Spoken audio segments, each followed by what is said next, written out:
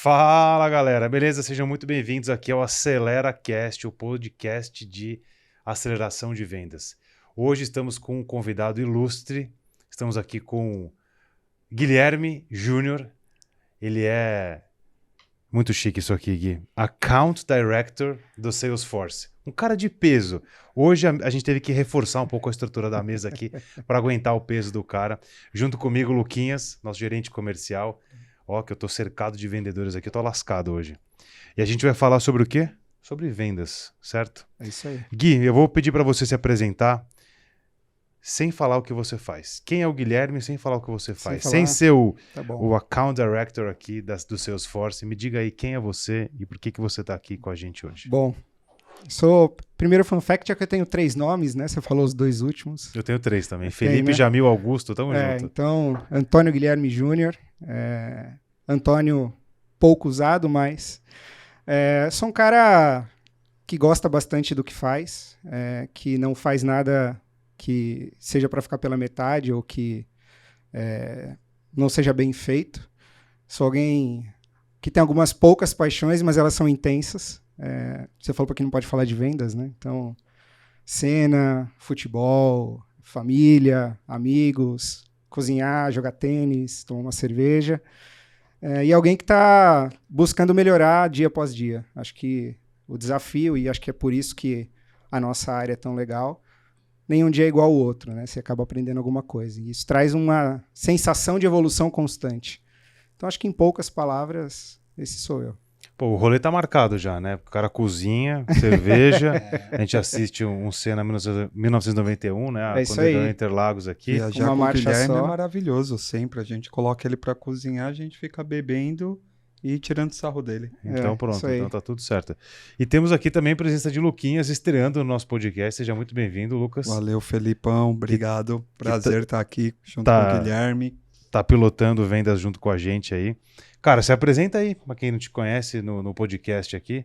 Se os caras só conhecem você, proposta, ligação e acompanha daqui, acompanha dali. Só mandando e-mail e fazendo cold call, né? Eu vou pegar e me embarcar aí. Eu, diferentemente de vocês, só tenho o nome, graças a Deus. É somente Lucas mesmo, o resto é tudo sobrenome. E embarcando na onda do Guilherme, gosto de comer a comida que ele faz, de trocar ideia com ele, mas também sou apaixonado por futebol, atividade física, fã do Corinthians, muito fã, inclusive hoje tem jogo, né, Felipão? Cara, eu sou o cara que torce pro Juiz. Meu pai vê isso, ele vai me matar. Mas eu sou o cara assim, cara, eu não consigo jogar futebol, porque eu não tenho competência nem habilidade técnica pra isso, então eu sou um zero à esquerda. Guilherme também é corintiano aí. Adoro passar meu tempo com os amigos, principalmente, leitor, voraz, e essa questão de crescer um pouquinho a cada dia, pegando esse gancho, eu me considero um eterno aprendiz. Então, todo dia estudando, todo dia lendo, todo dia buscando algo novo para ser um pouquinho melhor do que eu era ontem. Muito bom. Vou validar uma tese aqui. Vocês gostam do Galvão Bueno? Assim, como narrador? Jamais. Cara, eu gosto. Eu acho que a primeira Copa do Mundo sem ele vai ser estranho. Por quê? Porque meio que tá associado uma coisa na outra, assim. Eu não consigo dissociar. Eu cresci vendo o cara narrando tudo, né? Até o UFC o cara já narrou, assim. Não tem como. Senna, quantas vitórias do Senna o cara narrou. Então eu acho que pra mim vai ser meio estranho, assim. Passou por uma fase meio escura, assim, todo mundo criticava. Mas eu gosto. Eu acho o Galvão legal pro caramba. Você falou que você gosta do Senna, né? E a gente tem até um quadro do Senna aqui em algum lugar. Caiu um lenço aqui, pessoal. Do estúdio tá... eu falei que a mesa teve que ser reestruturada aqui, não era à toa. É o espírito do Galvão. Podia ser do Senna, né? Brincadeira, Galvão, eu gosto de você também. Cara, porque é o seguinte, eu no caso não gosto de futebol e gosto do Galvão porque ele não é um narrador esportivo, ele é um contador de histórias. Então o nosso conteúdo do Storytelling, a gente traz um vídeo do Senna em 1991, a última volta, né? Tem 3 minutos o vídeo. E aí a gente pega toda a narração do Galvão. E de fato construiu ali uma simbiose entre os dois, né?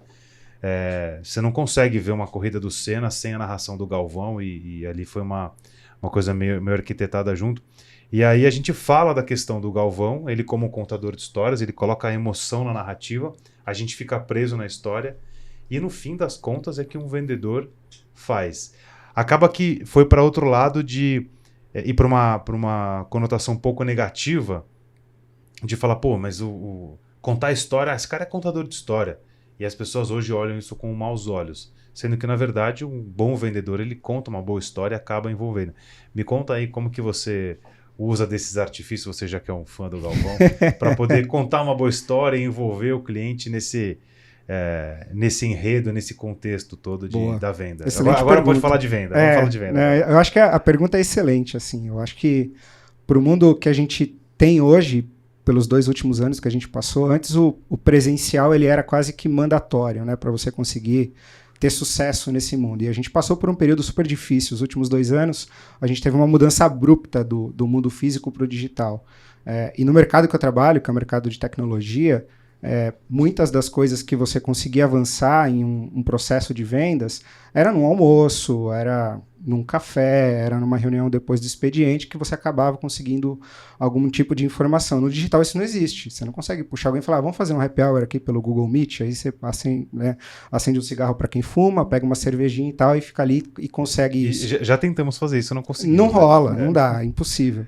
Então o storytelling ele teve mais peso ainda, mas não só por isso. Eu acho que o cliente se sentir parte do enredo, parte daquela história que você está contando, ele sentir que o que você está propondo ali tem um contexto, né? Ou seja, você não é simplesmente alguém que chegou lá com um catálogo e abriu o catálogo em cima da mesa dele e falou, olha, eu tenho tudo isso aqui, o que você acha que pode ser legal para você?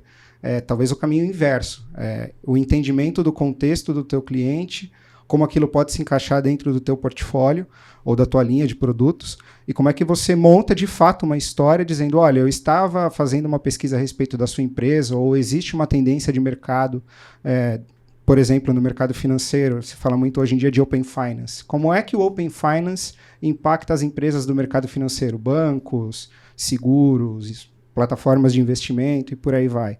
E aí você constrói essa história, você constrói essa narrativa do porquê aquele teu cliente deveria, primeiro, te dar atenção, depois entender que você tem domínio do tema, e aí, por último, óbvio, a parte mais legal da coisa, que é assinar um contrato contigo, contratar o teu produto, o teu serviço. Então, acho que o storytelling, ele hoje é a base de uma relação sólida, de uma relação duradoura, até porque não termina quando o contrato é assinado, né? Ela começa quando o contrato é assinado. A tua relação com o cliente, ela começa naquele momento. Então, vai ter o pós-venda, né? E se a tua história for uma história fake, ela não vai se sustentar. O teu relacionamento com aquele cliente não vai ter futuro. Você não vai conseguir manter o mesmo cliente na tua carteira por 2, 3, 4 anos e, assim, conseguir fomentar novas vendas e gerar uma relação de confiança e ser um sponsor, ser um advisor daquele teu cliente. Então, para mim, storytelling é a base de qualquer relacionamento. É a base de uma relação duradoura. Eu acho que, para mim, é isso. Você citou um ponto importante que é o storytelling falso, né? A gente tem aí alguns cases, a gente não vai citar nomes aqui para não comprometer. O cara que vendia um doce gelado, um cara que vendia uma água com açúcar e uma fruta, e aí descobriu-se depois que aquele storytelling, aquela narrativa era completamente furada. E aí você cai numa frustração. Mas interessante isso. Agora vamos voltar aqui, né? Pô, você é um cara que ocupa tem uma responsabilidade interessante na maior empresa, aliás, na empresa que, como que a gente poderia dizer, o maior CRM global. Segundo o Gartner e o IDC, é a empresa número 1 de CRM do mundo. Só o Gartner, né? Então acho que dá pra gente usar isso como referência. Não me entendam mal, são só os fatos. Tá, tudo certo. Contra fatos não argumentos, né? Já dizia o ditado, sabe? Então, pô, cara, você ocupa uma cadeira interessante numa empresa que é líder global e você tem ali alguns desafios. Luquinhas vai trazer abrir o looping, né? Vamos usar a técnica do storytelling aqui. Boa. Para contar um caso de sucesso seu, mas a gente não vai falar agora, né? Não vou, mas... Não percam, acompanhem, brincando. Deixar essa pergunta no ar, porque eu acompanho o Guilherme há 10 anos na carreira dele, então acompanhei de perto toda essa condução desse fechamento, dessa oportunidade, e eu quero que você conte aqui os segredos, a estratégia totada para conseguir fazer uma das maiores vendas da história da Salesforce no país. Aguarde, depois do intervalo.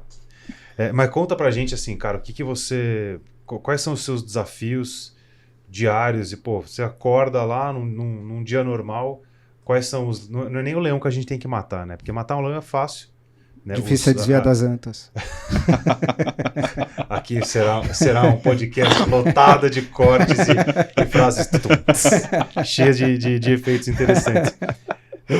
As associações de proteção dos leões que me perdoem, mas assim, matar o leão é fácil. Você vai lá dar um tiro, o leão morreu, acabou. Sim. Mas o que a gente faz em vendas é pegar o leão, domar ele, dar um banho, Sim. escovar o dente, pentear a juba, né? Isso dá um trabalho danado. Sim. Então, conta pra gente aí como que é a sua rotina hoje no que você ocupa, Tá o que bom. que você faz. Pô, quem tá vendo a gente agora vai entender um pouco mais do seu dia a dia. Tá bom. Fala muito do momento presente, mas passei por várias fases, tá? Então isso é muito do momento que eu tenho hoje. Trabalhando numa empresa de tecnologia que é líder de mercado, pode parecer fácil, né? Você fala, poxa, você trabalha na Coca-Cola e vende Coca-Cola. Não tem como dar errado, né? Mas não é bem assim. No final do dia, os desafios são exatamente os mesmos que eu acho que muita gente passa. Então, acho que o ponto número 0 é foco, organização, disciplina e execução. Acho que o meu dia a dia ele é pautado exatamente nesses pontos, né? Então, eu tenho que ter muita clareza de quais são os meus objetivos, então qual é o meu foco, né? Onde que eu quero chegar, o que eu tenho que fazer para chegar nesses objetivos. Então, passa pela execução, mas não existe execução sem planejamento. Então, acho que quando você tem uma visão clara de qual é o passo a passo, dia a dia, semana a semana, mês a mês, não é uma receita infalível, né? A gente sabe que em vendas não existe receita de bolo, senão qualquer pessoa teria todas as habilidades possíveis e nem todo mundo tem todas as habilidades possíveis. Algumas precisam ser treinadas. Mas quando você passa por isso, você cria uma rotina que ela tende a te levar para o sucesso. Então é muito disso que eu faço no meu dia a dia. Então qual é a próxima conquista que eu tenho? Qual é o meu próximo objetivo? E qual é o meu objetivo maior? E às vezes eu parto de um objetivo maior e quebro em menores, às vezes eu falo, não, preciso começar pequenininho aqui, fazer uma estratégia em um cliente determinado de seed and grow, land expand, enfim, tem uma série de termos para isso. E eu vou alcançar o meu grande objetivo aqui. Mas acho que foco, organização e execução são primordiais para isso. Boa, muito bom. Então, assim, eu vou fazer uma pergunta polêmica, você me ajuda a responder aqui. Hoje, quando a gente fala em vendas, inclusive, é uma coisa que a gente... É um produto que nós temos aqui, que é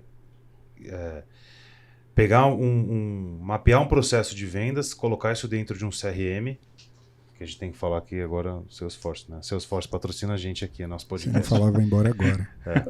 Então, a gente, independente da ferramenta, a gente vai lá, estrutura o processo e aplica e entrega ali a maquininha funcionando na mão do cliente, ele precisa operar isso e colocar em dia. Mas não é só sobre tecnologia. Então, é uma pergunta meio polêmica, porque, porra, é o que você faz, é um CRM, mas eu queria entender, né, que você falou aqui de foco, organização, disciplina e execução. Eu chamaria isso de processo. Total. Então, você é um cara que consegue pegar ali desde um processo pequenininho e falar, cara, deixa eu tirar isso aqui da inércia, eu vou fazer do jeito que der, mas para fazer, ou eu vou programar e, cara, tem um bela de um cliente que a gente vai falar depois, né? Que você conseguiu fechar e como que você executa ou elabora esse processo. Então eu queria que você trouxesse a sua visão e depois eu vou pedir para o Lucas complementar, que ele está justamente com a mão nessa máquina, né, aqui dentro da aceleração de vendas. Totalmente. Tirando a parte da tecnologia, e se a gente pudesse trazer um pouco da camada comportamental, de processos, pessoas, se a gente pudesse, eu brinco que é o óleo que faz a engrenagem funcionar. Então eu queria que você falasse um pouco desse óleo, como que você, ocupando de novo a cadeira na maior empresa de CRM do mundo, como que você enxerga isso? Eu não acho a tua pergunta polêmica. Na verdade, ele é um tema recorrente nos meus clientes. Eu ouvi muitas vezes dos meus clientes assim, eu tenho o problema X e eu queria contratar a sua plataforma para resolver esse meu problema. E usualmente, quando a gente dá um double click, a gente descobre que o problema ele é um problema de processo. Então, se você tiver um processo mal escrito, mal desenhado, incompleto, ou que não está em linha com os objetivos que você tem, você pode colocar em qualquer plataforma de tecnologia. A plataforma ela não é o fim, ela é o meio. Ela está exatamente entre a tua estratégia e a tua execução.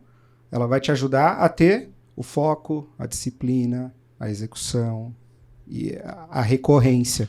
Ela vai te ajudar a organizar o teu dia, ela vai te ajudar a enxergar com quem você tem que falar, o que você tem que falar, quando você tem que falar, quando você não tem que falar, quais produtos você poderia oferecer ou não, mas quem diz isso não é a plataforma, porque a plataforma, no final do dia, ela não é a mesma.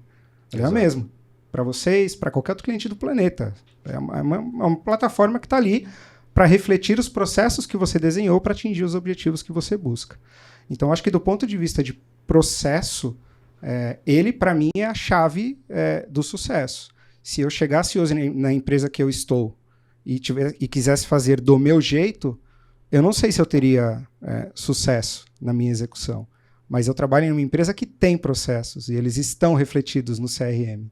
Então, quando eu acredito no processo, eu entendo e eu sigo, é mais uma vez o caminho para o sucesso. Então, acho que tem um soft skill de quem está na ponta.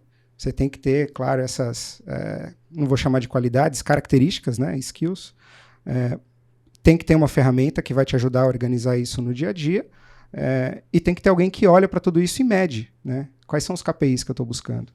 O que eu quero chegar? Eu quero aumentar a receita, eu quero diminuir o meu churn, eu quero melhorar o meu cross-sell e meu upsell, eu quero melhorar a satisfação dos meus clientes, enfim, eu quero abrir mercado, eu quero buscar novas linhas de receita com novos produtos. Então, acho que tudo isso é parte do processo. A tecnologia vai entrar como um facilitador disso, com automações, enfim, com uma série de agilidades que vão dar para o vendedor a liberdade e agilidade que ele precisa no dia a dia para executar o que ele sabe fazer de melhor, que é vender. Exato. E muito se confunde com a história que é só vender, né? Não, ela só tem um produto, é só vender. E a gente traz a questão científica, como você falou diversas vezes, eu super concordo, que é o processo, né? Vendas é um processo científico, mensurável, qualitativo, quantitativo. Eu preciso saber de fato que eu quero vender mais no produto XY. Quer dizer, mas, Felipão, Lucas, complementa aí com essa história de que, cara, como é que a gente traz o soft skill no processo de venda? Até quero só aproveitar esse gancho que o Guilherme abriu em relação até ao trabalho de consultoria que a gente faz. Porque primeiro a gente vai entender profundamente a essência da empresa, o que ela vende, qual é a dor que ela soluciona, e o foco é no processo. Mas a gente acredita muito que o CRM é necessário, até porque as áreas comerciais foram uma das principais que ficaram estagnadas no processo de transformação digital. E em relação a soft skills, o Guilherme levantou 2 pontos que eu acho bastante interessantes, que é a disciplina e também a questão de planejamento, porque a gente tem aquele estilão do vendedor na base do relacionamento, e o Guilherme falou aqui no pré-pandemia, sai para tomar um café, sai para o almoço, e as pessoas não conseguem compreender a importância desse processo que existia antes, e quem não fazia esse processo com o objetivo de entender a necessidade do cliente e abrir novas oportunidades, na pandemia sofreu muito. E aqui a gente fala muito sobre planejamento e disciplina. Então, acho que até queria rebater essa bola para o Guilherme, a importância desse planejamento como parte do processo. Porque vendedor normalmente tem um perfil muito executor. Então, se ele não está gerando resultado, ele não é produtivo, e se não é produtivo, ele não é feliz, e se não é feliz, não tem performance.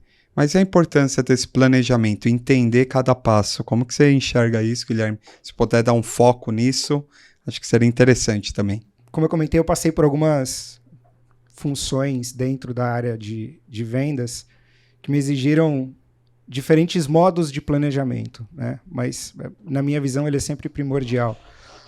Concordo contigo quando você fala que o vendedor ele tem muito mais o viés de executor, né? De como a gente brinca, olhar o contrato ou olhar o que tem em cima da mesa, pega e sai correndo e não olha, de repente, não dá um passo para trás, tenta ter uma visão um pouco mais ampla, fazer uma venda mais consultiva em alguns casos. Mas acho primordial. Eu passei por posições, por exemplo, hoje eu tenho 4 clientes na carteira, né, 4 grupos. Então, o planejamento que eu faço hoje é o famoso farmer, né? Eu sou um farmer, eu tenho que conhecer do porteiro ao presidente da empresa, entender as áreas de negócio e por aí vai. Então, eu preciso me planejar para isso. Mas já passei por posições em que eu era um hunter, né? Então, o meu negócio era, eu precisava trazer contrato assinado toda semana. E ainda assim, eu precisava me planejar, porque eu precisava saber, por exemplo, qual era o negócio que eu ia focar naquela semana. quais estavam maduros o suficiente naquela semana para que eu pudesse chegar numa linha final com o meu cliente e conseguir aquela assinatura. Então, planejamento para mim é um ponto primordial, independente da posição em que você esteja. Eu posso ser um farmer e ter aí essa visão mais ampla da conta, ou eu posso ser um hunter e ter que trazer deals toda semana, mas ainda assim eu preciso ter uma visão de quais eu vou executar, quais eu devo priorizar e quais eu deveria olhar naquela semana, naquele mês, com mais cuidado. E aí, de repente, voltando para o ponto do CRM, é aí que o CRM ajuda. Então, o processo está desenhado, é isso que é esperado de mim. Como é que eu vou usar o CRM a meu favor? Como é que eu vou usar o CRM com um processo para um hunter ou para um farmer refletido de forma que eu consiga me organizar de uma forma rápida, automatizar algum tipo de processo e fazer a execução e entregar o resultado que a empresa espera de mim. Então, na minha visão, planejamento, independente da posição, é prioridade. Eu vou perguntar já uma questão do planejamento, mas eu queria pegar uma coisa que você falou e que o Lucas trouxe também. Você falou assim, pô, se eu entrasse e tentasse fazer do meu jeito, não ia funcionar. Pô, tem um processo, por que eu não vou seguir o processo? Já está validado, já está testado. E você falou a questão do vendedor, como ele percebe que a reunião é boa, né? Quando tinha, agora, graças a Deus está voltando, mas a época do cafezinho, do almoço, etc. Uhum. E você tinha lá o vendedor que, pelo que a gente tem de estatística aqui, 70% dos vendedores são executores, comunicadores, executores, olhando para o DISC, mapeamento de perfil comportamental. E aí, quando um vendedor fala que a reunião foi boa, é porque ele encontrou um perfil parecido com o dele. Então, os caras ficaram trocando ali, falando de futebol, do Senna, do Galvão, sei lá do que for. O cara, como é que foi a reunião? Putz, foi animal. Você vendeu? Ah, vai vender. Qual o próximo passo aí? Que evidência que você tem, né? Pô, não, uma hora ele vai comprar. Meu cara é uma gente boa, meu amigão. Pô, a gente foi lá tomar uma cerveja junto, fizemos um churrasco, etc. E aí, isso é o vendedor que faz a história do jeito dele, porque ele não está seguindo o processo. O cara não está olhando para o funil de vendas, não está olhando para o CRM, não está olhando para o pipe, não está olhando para o processo, não está olhando para nada. Uhum. Como que você enxerga esse vendedor, se é que a gente pode chamar que esse é um vendedor old school, que é o cara que segue pouco o processo, faz do jeito dele, e reunião boa é quando ele tem o fit com o cliente. Se ele pegar um cara assim mais detalhista, analista, ele já não consegue ir para a próxima etapa. Olhando para isso de uma forma um pouco zoom out, assim, como que você enxerga? Eu lembro de eu fui falar um pouco do meu dia a dia em um cliente da empresa lá, que não era meu cliente, era cliente de um outro vendedor. E ele falou, pô, vem aqui, eles estão querendo montar uma área XPTO, seria legal você contar o caso, que inclusive foi o caso que o Lucas comentou agora há pouco, que eu vou dividir com vocês daqui a pouco. E aí eu estava lá, eu fiz a apresentação toda, e aí alguém da plateia ali, não era uma plateia, mas era, sei lá, tinha 30, 40 pessoas, levantou a mão e falou, o que você acha de um vendedor que não gosta de usar o CRM? E eu falei, eu acho que a tua data de fim de carreira já está na tua lápide. E ele deu risada, ele achou que eu estava dizendo aquilo porque eu era de uma empresa de CRM, eu estava tentando defender o meu lado, mas o que eu disse não é por isso. Você até pode ter sucesso durante algum tempo trabalhando dessa forma, é uma visão muito particular. Você pode até ter sucesso durante algum tempo, mas isso não se sustenta no longo prazo. Quando você tem uma empresa, como a de vocês, por exemplo, que tem uma metodologia, que tem um modelo de trabalho, que faz um mergulho, que tem uma base científica por trás, que tem um estudo que foi feito, que desenha um processo e diz, esta é a receita para o sucesso, entre aspas, ou literalmente, e você não segue aquilo, ou você é alguém muito fora da curva e enxergou um buraco no processo ou uma melhoria muito grande no processo, e aí a tua empresa realmente tem que te valorizar e falar, vem cá, você vai me ajudar a desenhar os processos diferentes, porque você é alguém que pensa muito diferente, então me ajuda a desenhar o processo para que todos os meus vendedores tenham tanto sucesso quanto você tem, você vira um role model, né, que a gente chama. Ou você é alguém que, ao longo do tempo, vai inevitavelmente começar a ter insucessos, e aí você vira o destaque negativo, né?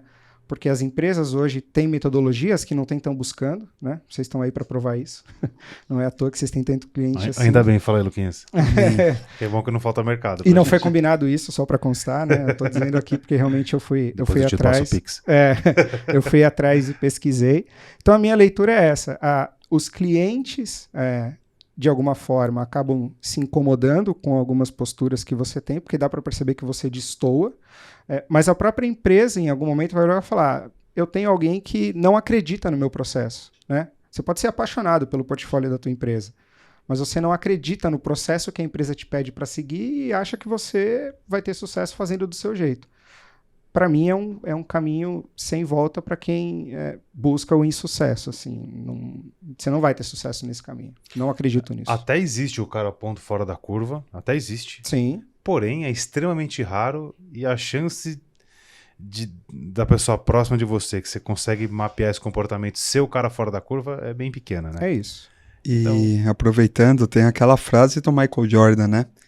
Que ele fala que o talento pode vencer uma partida, ganhar um jogo, mas só um time que ganha um campeonato. Então acho que reforça isso que o Guilherme falou, que você pode até ter sucesso por algum tempo, mas sem um processo, você não acreditar nele e não se dedicar com ele, a lápide, né?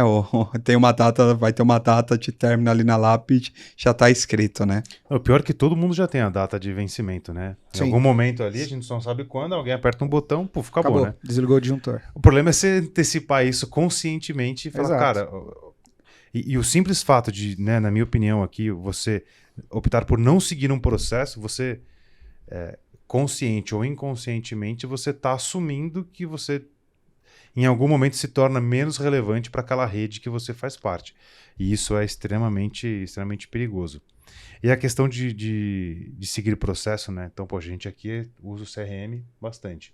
Muito. Fala aí da questão das atividades. Quantas atividades um SDR precisa fazer por dia para ter sucesso? Aqui na aceleração de vendas, por exemplo, a gente trabalha com no mínimo 70.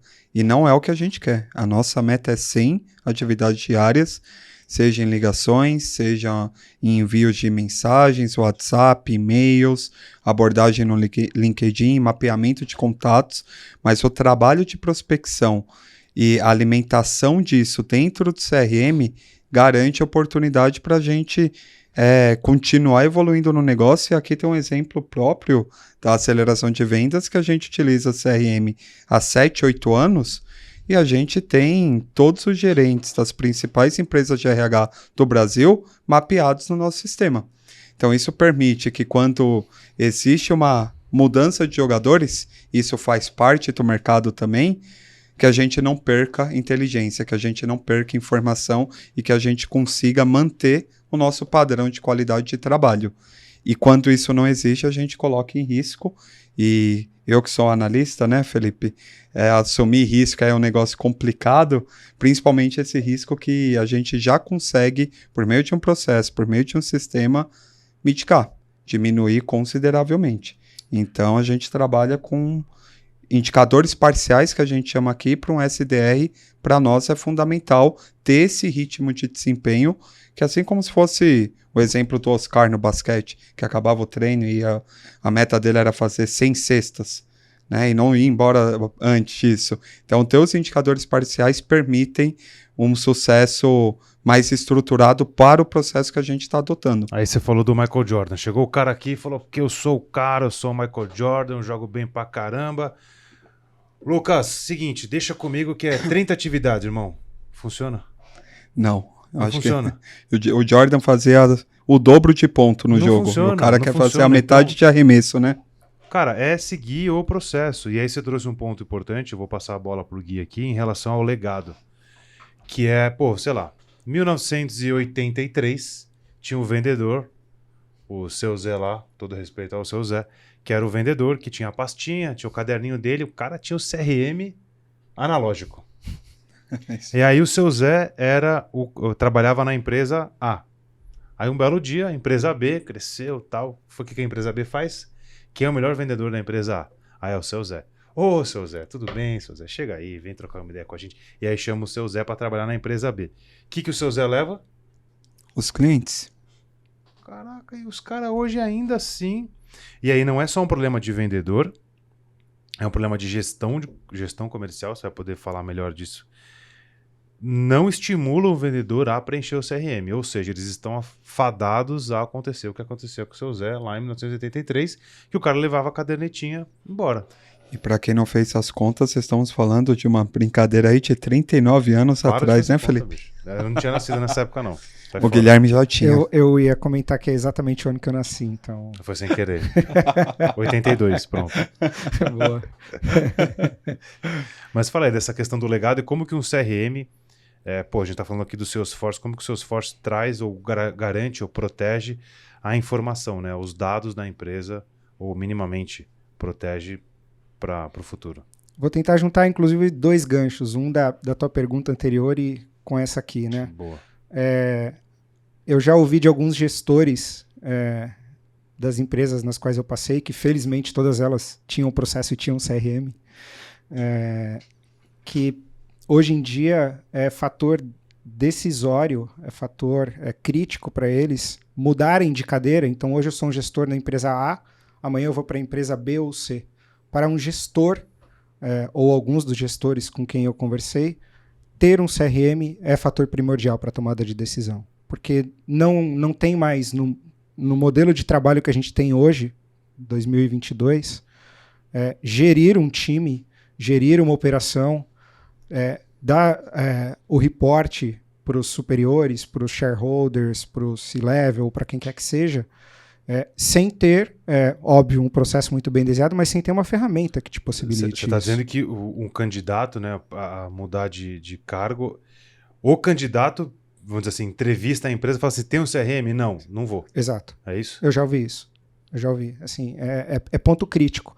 Porque quando você entende e quando você usa o CRM a teu favor, eu não sei se você vai fazer essa pergunta, mas a gente pode falar um pouquinho mais a respeito depois de como é que alguns vendedores enxergam o CRM ou do que eles acham de ter que preencher o CRM, né? Mas, primeiro, concordo com o teu ponto. Então, é uma segurança para a empresa. Não vai estar no caderno do seu Antônio aqui as informações dos clientes que eu atendi em 1983. Eles estão no sistema. Então, se eu sair da empresa amanhã, tá lá. O ativo, o dado, a informação é da empresa, não é meu. O relacionamento é meu. Você até pode levar, mas a empresa está segura. A empresa está segura. Amanhã entrou um cara no lugar, falou, oi, tudo bem? Eu entrei no lugar do Antônio, do Gui, enfim. Correto. E vai se apresentando. Certo? Exato. Então, acho que esse é o primeiro ponto.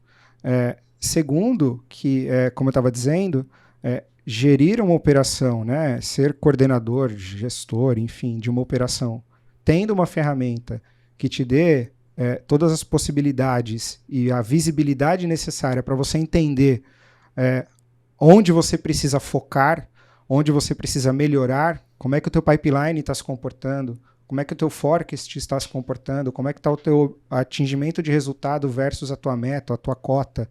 O teu time está fazendo as 60, 70, 80, 100 ligações ou e-mails que eles precisam fazer. O Guilherme tem feito as visitas que a gente espera que ele faça. Ele tem colocado no CRM esse mapeamento de farmer que ele deveria fazer, do porteiro ao presidente. Ele tem levado esse cliente para os eventos. Então, para mim, eu hoje ainda não estou em uma cadeira de gestão, mas compartilho da visão dessas pessoas que me disseram isso. Eu não assumiria uma operação hoje sem ter um CRM para me apoiar, e eu não gostaria de ter no meu time alguém que não segue o processo ou que não confia no processo. É uma exposição ruim para a empresa, por uma questão de informações e de dados do cliente, e é uma exposição para mim, pessoalmente, porque eu vou ter alguém no time que pode, a qualquer momento, virar um underperformer e o meu número está em risco. Eu respondo pelo número de um time. E aí você nem sabe, você não tem o dado estatístico, por que você está ali descoberto, né? Correto. Interessante. Você falou do planejamento, e aí eu queria trazer uma visão aqui. Tem 3 caras na mesa, que imagino que você também seja um cara do planejamento, pelo que você falou. 3 caras aqui que gostam do planejamento, né? Provavelmente, se você fizer o DISC lá, deve ter um planejador alto. Mas muitas pessoas acabam virando escravas do planejamento. Então, acontece de 2 formas, né? Primeiro ponto, assim, o cara não planeja porque ele não acredita. Isso aqui é perda de tempo, não faz sentido e tal.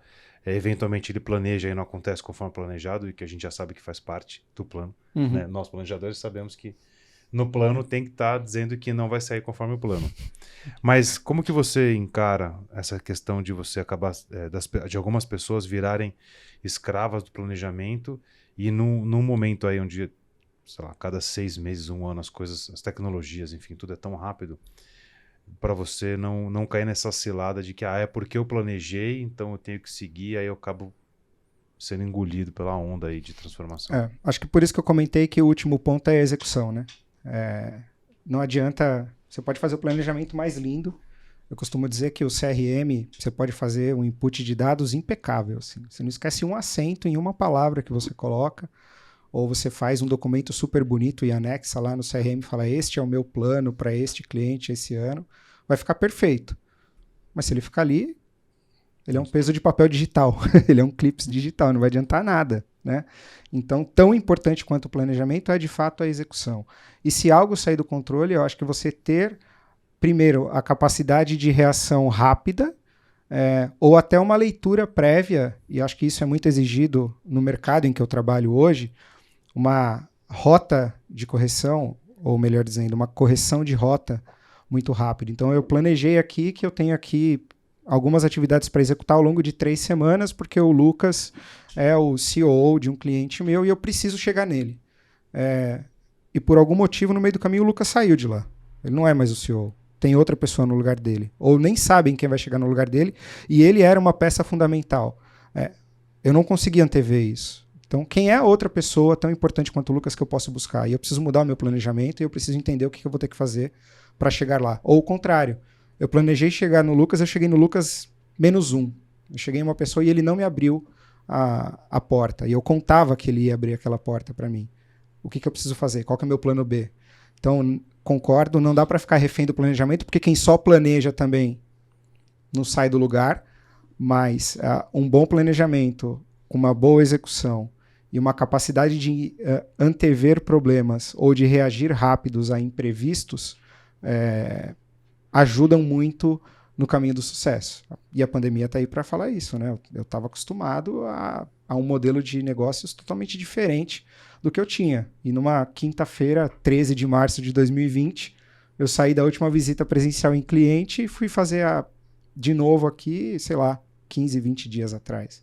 E eu tive que me readaptar. Eu tive que mudar os planos, porque não tinha mais o almoço, não tinha mais o café. Eu tinha o CRM, o Google Meet e os meus clientes do outro lado. Tem um cara chamado Eisenhower, que o Dwight Eisenhower, ele criou a matriz de prioridade. E ele fala sobre planejamento e tal. Ele diz que nenhuma batalha foi vencida de acordo com o plano, mas nenhuma batalha foi vencida sem um plano. Então, quer dizer, você chegou mais perto daquela porta, mas se você não tivesse um plano, cara, você ia ficar completamente vendido. Talvez você não soubesse nem qual era a porta. Exato. Você fala, puta, mas tem porta, né? Eu achei que era uma janela, achei que era um precipício, enfim. Então, acho que tem que ter junto a isso a questão de ter um planejamento, não ser escravo dele. E aí até foi um post que eu fiz hoje do Stephen King, ele tem uma frase lá que ele diz que o talento é mais barato do que um sal de mesa que você encontra, né? E o que separa as pessoas talentosas daquelas que tiveram sucesso é um bando de trabalho duro. Então, pra gente não ficar romantizando aqui, né, de que, poxa, mas é uma coisa linda, maravilhosa. Cara, arregaça a manga, vai lá e faz, sendo que você tem um plano, sendo que você sabe mais ou menos a direção para onde você vai, o caminho ou a receita do sucesso, é que a gente pode dizer assim, sem nenhuma responsabilidade, tá muito mais próxima, né? Sem dúvida. Acho que o Lucas falou do Jordan, dos milhares de arremessos. O Senna dava N voltas no circuito até ele achar o ponto limite da frenagem para ele otimizar o tempo de volta dele. Acho que é isso. Você levantou a bola, ele não consegue ler aqui, mas a pergunta que eu ia fazer era relacionada ao Senna. Você disse que é um grande fã do Senna. Sim. Prometo não chorar falando dele. Você põe a música, né? Sacanagem. Se o Senna tivesse vivo hoje, ele tivesse na mesa aqui, que tipo de conselho você acha que ele poderia dar com base em todo o legado incrível, né? E nós somos privilegiados de ter assistido e presenciado ali vários domingos com ele, mas o que você acha que a gente poderia tirar de lição do líder, do exemplo que ele foi hoje nos negócios, principalmente no que a gente faz aqui? Eu resumo em 2 palavras. Ele era obstinado e ele era determinado. Então, eu acho que talvez passe até um pouco pelos 4 pontos que eu comentei aí, né? Mas acho que você ser obstinado e você ser determinado Ou seja, quando você coloca um objetivo ali, você vai atrás daquilo com todas as suas forças e dando o teu melhor, no final, de uma forma ou de outra, você vai conseguir alcançar o sucesso, né? Tem uma citação dele que eu acho muito, muito legal, que ele fala: seja você quem for, seja qual for a posição que você tenha, faça tudo com muita determinação e com muita vontade, que um dia você chega lá. É uma citação muito legal dele, e que eu tenho, inclusive, no meu Instagram ali, é exatamente essa frase. E eu acho que é isso que ele falaria aqui, né? Eu acho que é isso que ele compartilharia. Não importa quem você é. Não importa se você é um vendedor que está começando agora, se você é um estagiário, ou se você é um gestor super sênior. Se você tem uma meta, acredite e vai. Faça o seu melhor. Vai dar certo. Faça o que tem que ser feito. Faça o que tem que ser feito. Essa é uma frase que eu gosto bastante, uso ela constantemente. Cara, o que você tem que fazer? Vai lá, faz, não reclama, não enche o saco, não atrapalha ninguém, faz o seu, levanta a bunda da cadeira. O Senna poderia tranquilamente fazer parte dos estoicos, né? Sem dúvida. Com a pegada que ele Inclusive, tinha. eu acho que ele ganharia mais dinheiro hoje em dia fazendo palestra do que ele ganhou como piloto de Fórmula 1. Não tem a menor dúvida. Não tem a menor dúvida. Ele ia bater ali os 50 milhões de seguidores no Instagram sem sombra de dúvida. Sem fazer dancinha no TikTok. Sem fazer dancinha no TikTok, sem sombra de dúvida. Ou não, né?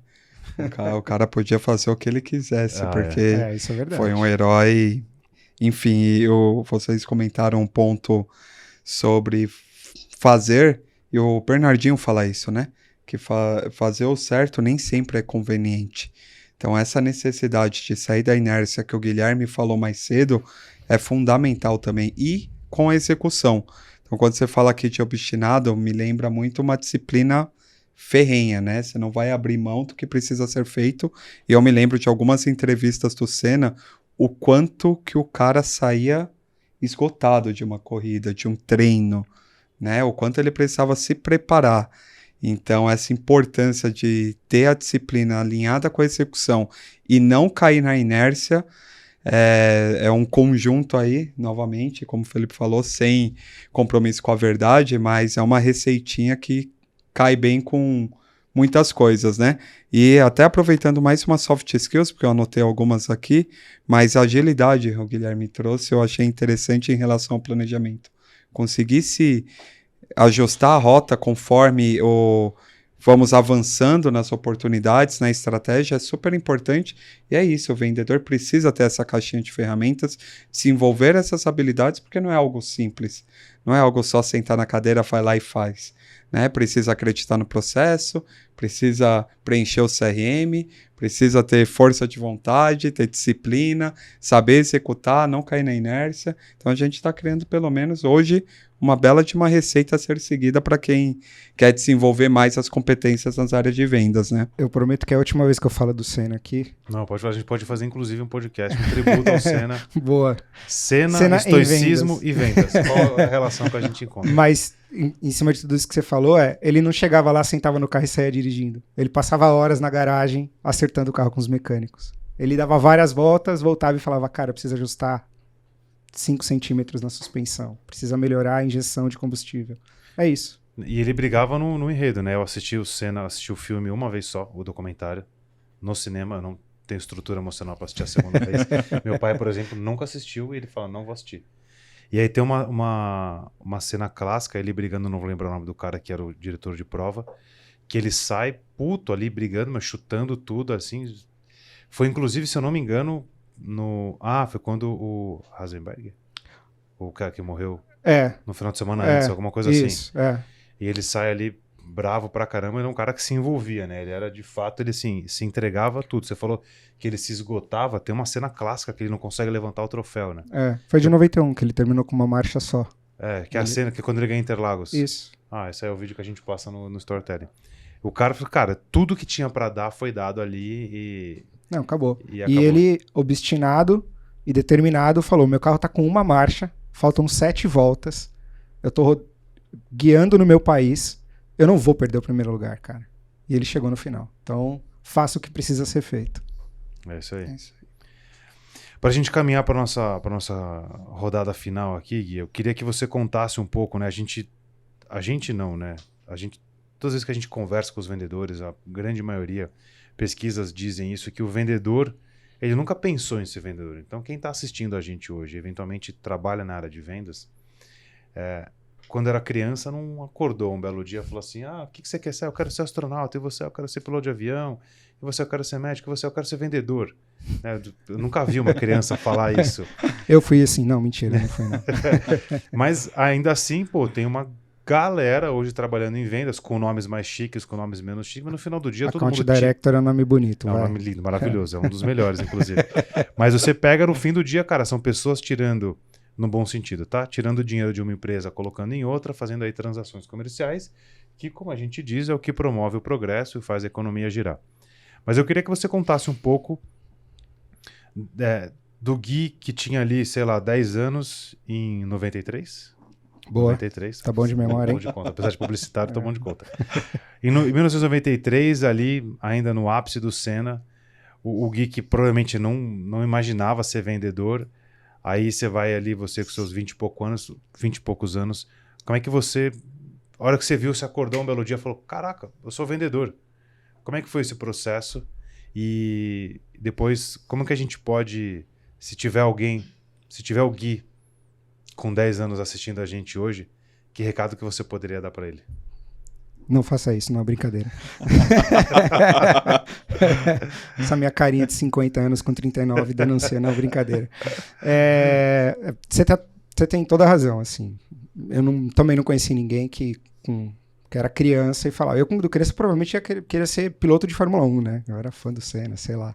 Não, confesso que eu não lembro, mas com certeza não. Ser vendedor não era uma parada que eu olhava e falava, putz, é isso, né? E a forma como eu vim parar aqui também é interessante, né? Eu comecei na área técnica. Eu me formei em sistema de informação porque eu queria desenvolver programa de computador, porque um dia eu vi um cara na casa dos meus pais tinham um comércio, e queriam que tivesse lá o sistema para controlar estoque, essas coisas. E eu achava animal, o cara escreveu um monte de código e apareceu o programa lá na tela. Eu falei, pô, é isso. Aí eu fui pra faculdade, né? Aí, faculdade, irmão.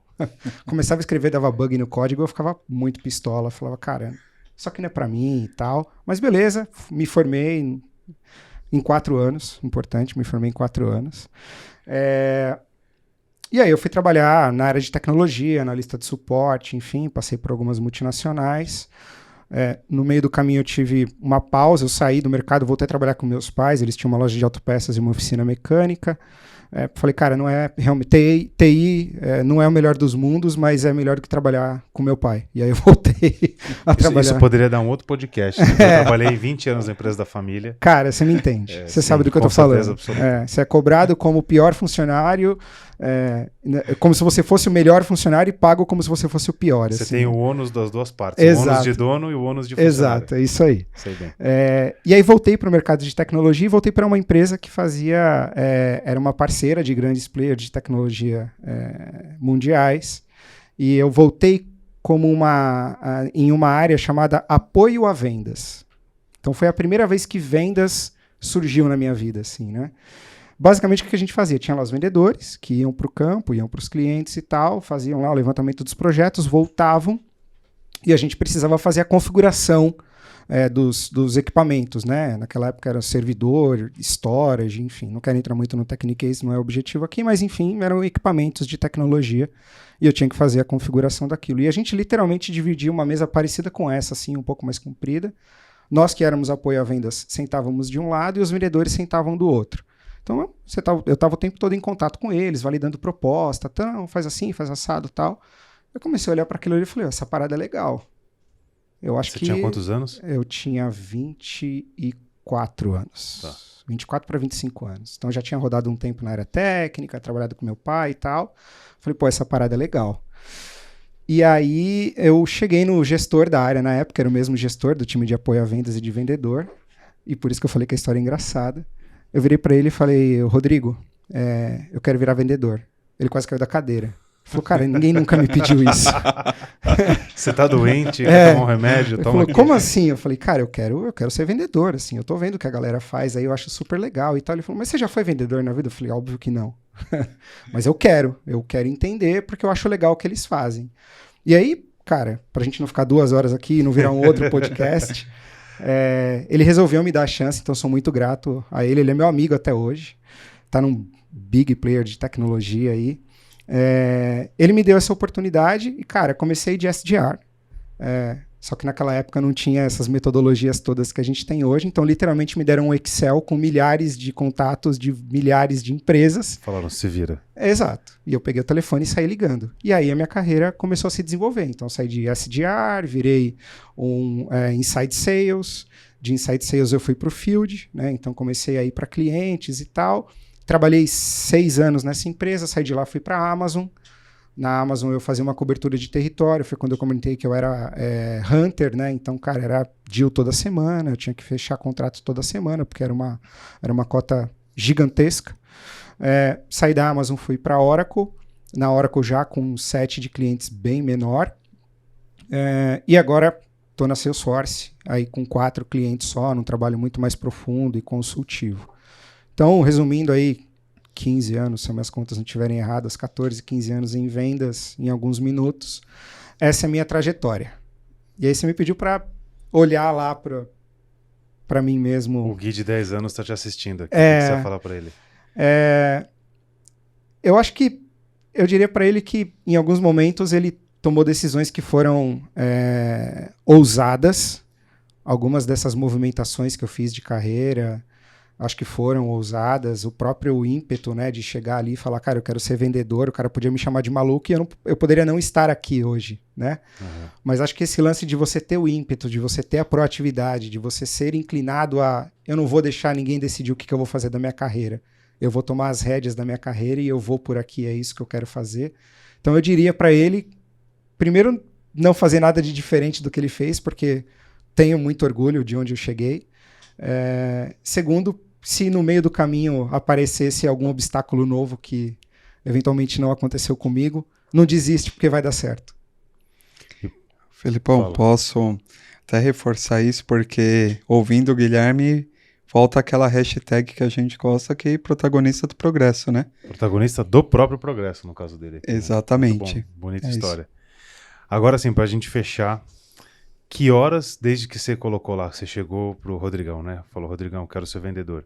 De lá pra cá, que horas que você fala assim, cara, nessa hora a chave virou, a hora que você olhou o checão caindo na conta, você falou, caraca, esse negócio é bom demais. Cara. Que horas que, quando foi que isso aconteceu? Por que eu tô perguntando isso pra quem tá assistindo a gente hoje? Que eventualmente não tá em vendas ou tá, mas falta uma fé, falta uma crença, o cara fala, meu, vai que funciona. Que horas que você fala, putz, foi. Teve... o começo para ninguém é fácil, né? Então imagina, eu com uma planilha de Excel lá, milhares de nomes, várias vezes eu falei, putz, cara, o que eu fui fazer da vida? Não é para mim, enfim. Movimentações de carreira, então eu tive, né, um hiato aí de uns 4 meses mais ou menos, que eu fui desligado de uma empresa e falei, e agora? O que eu vou fazer, né? Mas eu acho que quando virou a chave mesmo, que eu falei, não importa o que acontecer, é esse o caminho que eu vou trilhar, porque é isso que eu curto fazer e me virou a chavinha mesmo. Eu estava nessa consultoria e atendia um cliente super estratégico da área de educação e eu fui levar eles para um evento e no evento, num papo assim, surgiu o assunto de um projeto e foi a primeira vez que eu literalmente criei um projeto com o cliente e cuidei disso até a assinatura e depois a entrega. E aí no final, que foi quando foi a cereja do bolo para mim, quando o projeto foi entregue, estava rodando e tal, ele me pediu para fazer uma reunião e chegou o presidente da empresa e falou, esse aqui é o cara que ajudou a gente a desenhar o projeto e tal, não sei o quê. Lógico que caiu um cheque animal na minha conta, lógico que o dinheiro foi muito legal, foi quando eu comprei meu primeiro apartamento, enfim, foi uma parada animal. Mas a satisfação de falar, eu fui lá, eu plantei, eu nutri, eu cuidei, nasceu e o meu cliente teve sucesso com essa parada que eu vendi para ele, sabe? Ele viu o retorno daquela parada que eu vendi para ele. Ali, para mim, eu falei, acabou, cara, eu não sei se tem outra área que vai me dar isso, mas é aqui que eu vou seguir. Existe um grande erro que a gente tem, as pessoas têm, que é achar que é o dinheiro que nos motiva. Eu fiz a pergunta e imaginei qual seria a sua resposta. Então, assim, as pessoas acham que o dinheiro motiva, mas, na verdade, o que motiva verdadeiramente é o reconhecimento. Total. Então, assim, se você tá aí buscando um reconhecimento financeiro, cara, legal, é bacana. Você compra casa, apartamento, você sai para dar rolê, você vai jantar, toma um vinho bom, isso tudo é muito legal. Só que ser motivado por reconhecimento, isso é o combustível do verdadeiro talento. Essa é uma coisa que a gente precisa deixar claro aqui, não à toa. Você foi movido ao reconhecimento de entrar o cara, falar, esse aqui é o cara, tal. Isso faz todo sentido. E quantos clientes foram impactados com isso nesse projeto, né? Eu sei de qual conta o Guilherme está falando, acompanhei de perto também isso e, novamente, progresso. Quantas pessoas não foram beneficiadas e quantos novos negócios não surgiram, desenvolvimento surgiu por conta de todo esse trabalho de desenvolvimento que aconteceu por conta de um vendedor e uma dor de um cliente. Muito bom. Agora eu vou deixar você fazer a pergunta de $1 milhão.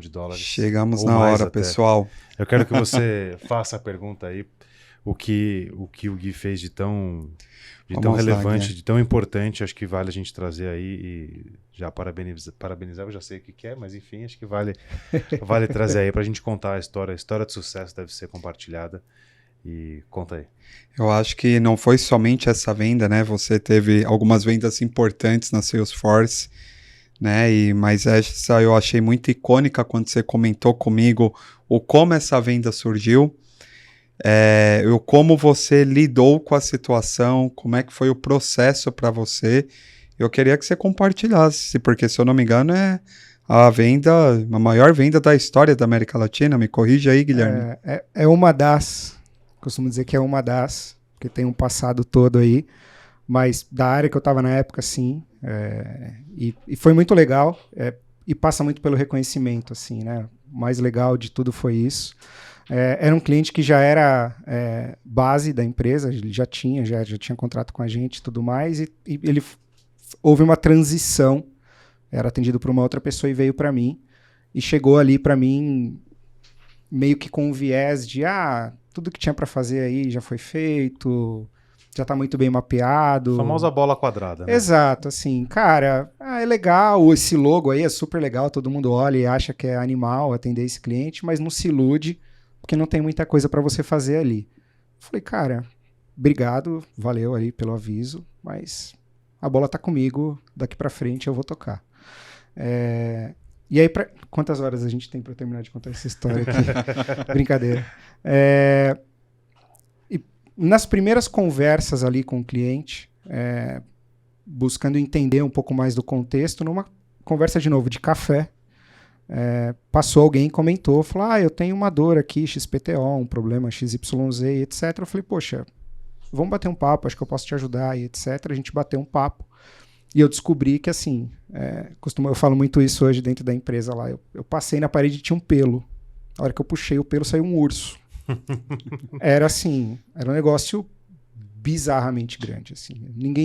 Eu nunca imaginei que bizarramente grande era um problema? Ou... Não, o projeto era um projeto gigantesco, né? Que o cliente estava literalmente levantando a mão e falando assim, preciso de alguém que me ajude, e ninguém estava dando ouvido para eles, né? Para ele. E aí eu falei, não, cara, vem cá, eu vou te ajudar, né? Não, mas eu não posso fazer investimento. Eu falei, eu não estou te pedindo para fazer investimento. Me deixa entender onde dói e a gente vai sair com uma solução do outro lado. Aí depois você busca o investimento dentro de casa, não tem problema. E aí, cara, isso foi em meados de março. A gente correu um trabalho de 4 meses, então foi de março até julho, indo para campo, visitando o cliente do meu cliente, visitando o parceiro do meu cliente, entendendo as dores, montando um mapa, desenvolvendo um business case, trabalhando com vários stakeholders dentro da empresa e etc.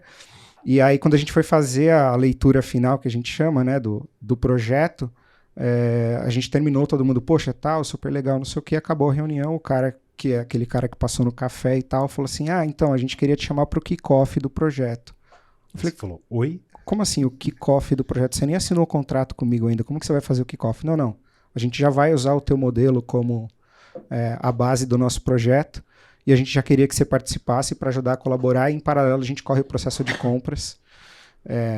E aí, óbvio que eu fiquei uma semana, eu não dormia, eu não almoçava, eu vivia de café e morava na recepção do cliente, porque de longe, aí posso dizer isso, Até então era o maior projeto que eu já tinha trabalhado na minha vida. E uma semana depois, né, dessa última apresentação, o cliente assinou o contrato.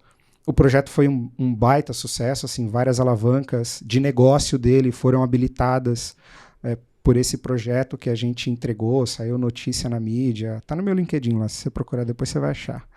Então, acessem, conectem, porque aqui existe uma coisa chamada compliance. E aí, no final das contas, o que passou muito foi a sensação do reconhecimento, né? Então, claro, foi um projeto legal, mas o reconhecimento que eu tive dentro de casa, né, na empresa, de todo mundo falar, pegou a conta que ninguém acreditava, foi lá e fez. Do cliente, de falar, teve uma escuta ativa, entendeu qual era o meu problema, me trouxe uma solução. Eu falei que eu não ia ter dinheiro para investir naquilo, você me convenceu de que eu deveria investir naquilo. Porque a tua plataforma ia resolver o meu problema e resolveu o meu problema. Então, é uma sensação de orgulho, assim, né, cara? Não tem como. É o filhote ali, né? Você foi lá e cuidou e a coisa tá andando. Tá grande já, tá indo bem agora. Já tá tirando carta. É isso aí. Então eu posso dizer que você, nesse projeto, me permita a comparação aqui, você foi o Senna em 1991, com uma marcha só. Quase isso, cara. Em casa, o desacreditado, você foi lá e conseguiu fechar o negócio. Foi quase isso. Porque você foi obstinado e determinado, como você trouxe aí as características. Certamente. Botei a trilha da vitória no Anchieta, abri o vidro do carro e saí gritando igual louco quando assino. Parabéns, cara. Isso daí mostra o talento e o poder do vendedor, que não é só vender. Né? De fato, você falou a palavra escutativa, entender, agregar valor na operação, então fazer o cliente enxergar alguma coisa que ele eventualmente, ele mesmo não estava conseguindo enxergar. Putz, eu não tenho dinheiro. Cara, claro que você tem, faz sentido, não faz sentido, enfim. Conseguiu, com muita calma e serenidade, apresentar um projeto e de fato funcionou. Queria agradecer. Um papo aqui, acho que a gente já tem 2 papos. A gente vai falar de empresa familiar. Boa. Você está convidado e a gente vai falar sobre cena, estoicismo e vendas. Boa. Então, mas na parte da família pode ter cerveja? Porque aí o papo é longo, não, cara. É melhor o uísque, no caso. Boa. Uísque e charuto. Boa, eu que agradeço, cara. Assim, super feliz de estar aqui. Obrigado pelo convite. Obrigado, Lucas. Lucas é meu amigão. Não sei se eu posso falar, mas se eu não puder falar, vocês cortam. Mas é meu padrinho de casamento. É um cara que eu tenho uma baita consideração, então super feliz de estar aqui, de contribuir, de participar, enfim. Contem comigo para as próximas. Super legal. Acho que esse modelo aqui, eu não vou querer me ouvir depois, eu não sei se vocês têm costume, mas acho que eu não vou me ouvir. Você vai se ver nos cortes. Exato. Mas obrigado mesmo. Super feliz de compartilhar e tentar inspirar outras pessoas para ter outras histórias parecidas ou, por que não, muito mais legais que a minha, né? A gente busca trazer aí, resgatar a autoestima dos vendedores, porque no final das contas, nós todos aqui, vendedores na mesa, somos os protagonistas do progresso, seja do nosso, das nossas células, das nossas organizações, empresas, e no fim do dia, por que não da nação, né? Ou, no caso do Salesforce, do mundo. Boa. Lucas, seja bem-vindo aí ao primeiro, cara. O primeiro de muitos, hein? Mandou benzaço. Muito bom. Obrigado, cara. Felipe. Obrigado, Gui, por aceitar o convite. Acho que estrear ao lado de duas feras. Guilherme, tem uma satisfação enorme de acompanhar a carreira dele. Até anotei algumas coisas aqui para não esquecer, jamais. Mas é legal ver como vendas transforma uma pessoa, uma família e toda uma comunidade ao redor. Porque essa cliente a gente não falou, mas muita gente é cliente desse cliente, que o Guilherme fez esse projeto que impactou muito a tecnologia, né, da operação deles. Então quero só agradecer. Obrigado, Guilherme, por inspirar o pessoal. E Felipão, prazerzaço estar aqui contigo, cara. Gui, quem quiser te achar nas redes aí para tirar dúvida, consultoria gratuita ou para você fazer churrasco, qualquer coisa. Quiser me procurar para comprar também. Também para comprar, isso é bom. Essa é uma boa. Passa aí seu LinkedIn, Instagram. Não sei se você usa o Instagram de forma profissional, mas. Não, tenho. Eu, profissional é o LinkedIn, Antônio Guilherme Júnior. Pode procurar ali. Se colocar Antônio Guilherme Salesforce, vai aparecer só eu. Beleza. Ninguém tem o azar de chamar Antônio Guilherme na Salesforce, só tem eu. Super aberto para contato, bate-papo, troca de experiências, enfim. Valorizo muito. Acho que na troca aqui, os dois lados aprendem bastante, né? É sempre bom abrir a rede de contatos para outras pessoas, então quem quiser fica super à vontade, está à disposição. Isso é muito bom, né? Tem um cara que ele diz assim, se eu tenho uma maçã, você tem uma maçã, e a gente troca a maçã, a gente continua cada um com uma maçã. É isso aí. Se eu tenho uma ideia, você tem uma ideia, a gente troca, cada um tem 2 ideias. Boa. Cara, obrigado, seja muito bem-vindo para as próximas visitas aqui, já tem assunto marcado. Boa. E vambora, é isso aí, cara, valeu. Obrigado pelo convite. Para você que assistiu até agora, muito obrigado, compartilha se você gostou desse conteúdo. O clássico, né? Se inscreva no canal, ative o sininho, mande para os amigos, dá o joinha aí. O negócio já está cansado de saber, mas isso ajuda bastante o nosso canal aí. Valeu, turma. A gente se vê. Vendas. Uou!